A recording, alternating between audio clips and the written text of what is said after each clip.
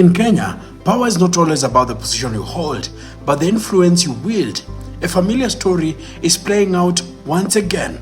In this power play, one man has been rising in prominence, while another, in the deputy president's seat, has had his power slipping away. Yale yote ambayo inaendelea Kenya msijali. Si ndio?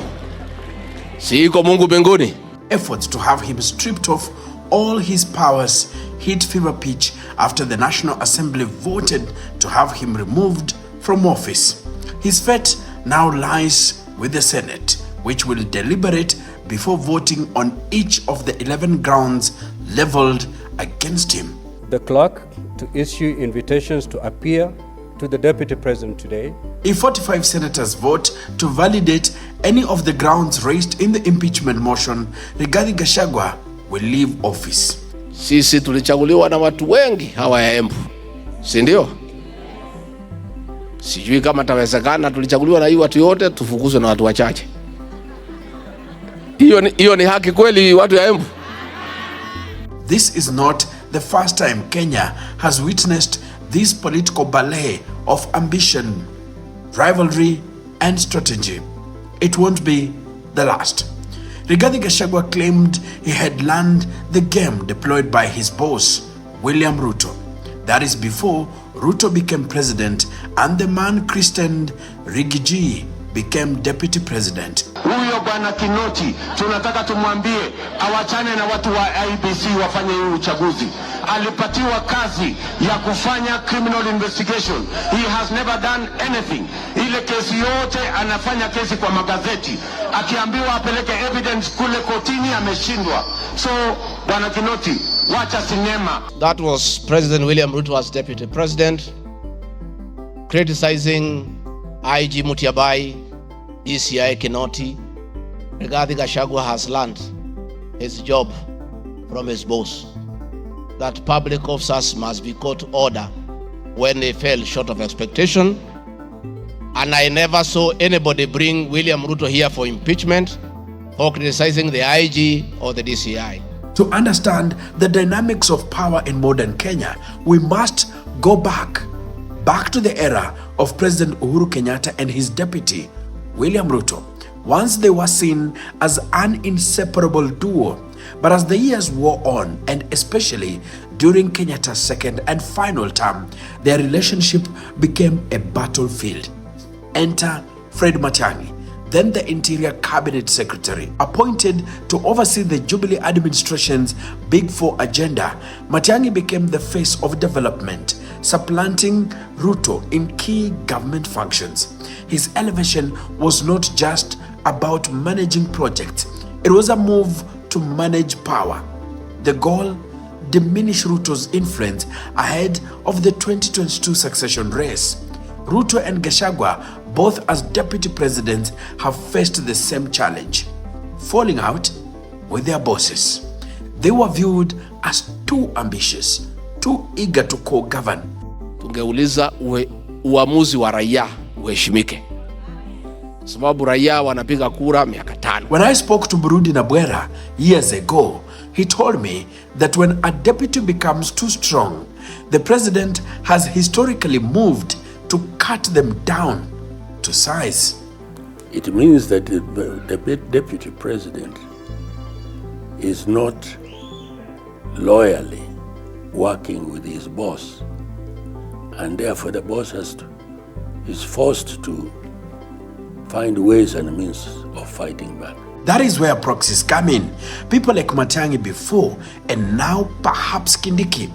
Years later, history seems to be repeating itself. Today, it's not Ruto who is overshadowed, but his own deputy, Rigathi Gachagua. The man in the spotlight this time, Kithure Kindiki, Interior CS.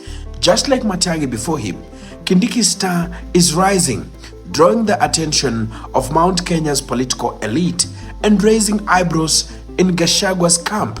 And we want to beseech our brother Kindiki, please remain the gentleman you have always been, and desist any attempt by hungry hyenas and greedy members of parliament led by Kimani Waisongwa Kataa mwito ya tumbo na siasa za tumbo za kuuza jamii yetu. In recent weeks, Professor Kithure Kindiki, Kenya's Interior Cabinet Secretary, has garnered significant support from key figures in the Mount Kenya region, MPs, MCS, and the influential Njuri Ncheke elders. His growing political stature is unmistakable. But for Gachagua's allies, what is happening is all too familiar. They say it's the same script. They believe the same tactics used to frustrate Ruto under Uhuru Kenyatta's time are being deployed against Gachagua. And indeed, William Ruto, the current president, is on the verge of doing what Uhuru Kenyatta failed to accomplish, throwing his deputy out of office. So the deputy president cannot therefore expect to remain in his office as deputy president when his party to efforts to remove the president, to undermine the president, and to campaign against the president. His tenure as a principal assistant is not tenable by any interpretation or meaning. The Gachagua-Kindiki rivalry witnessed recently is more than just a clash of personalities. It is a struggle for dominance that could shape the future of Kenya's political power dynamics.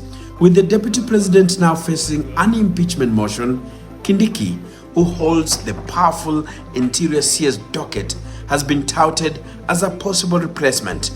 Two things happened.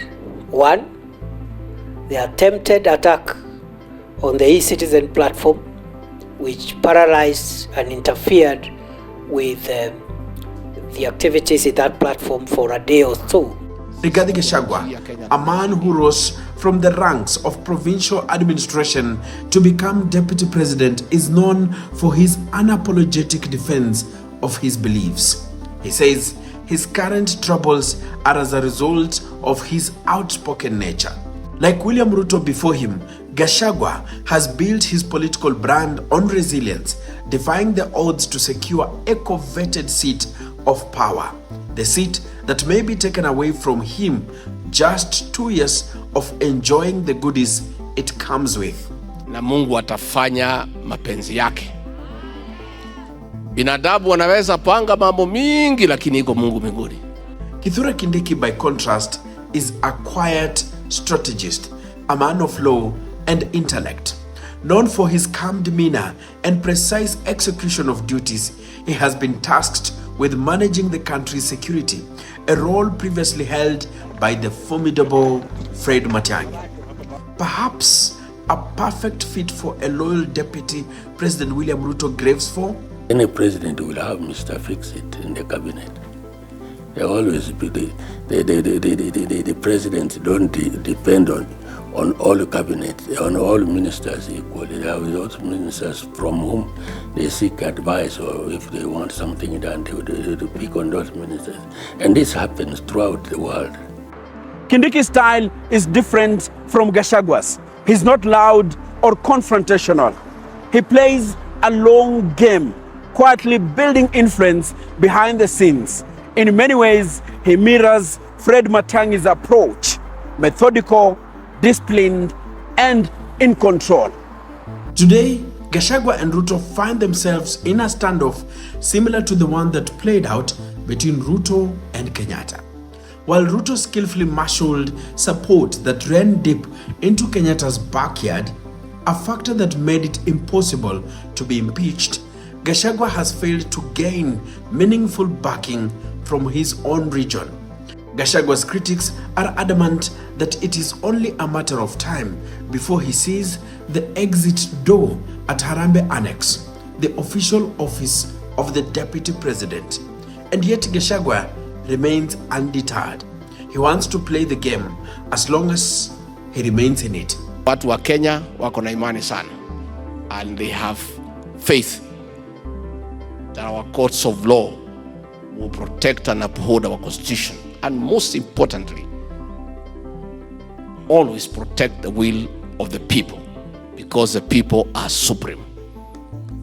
Na tukifuata hiyo, we'll have a good country.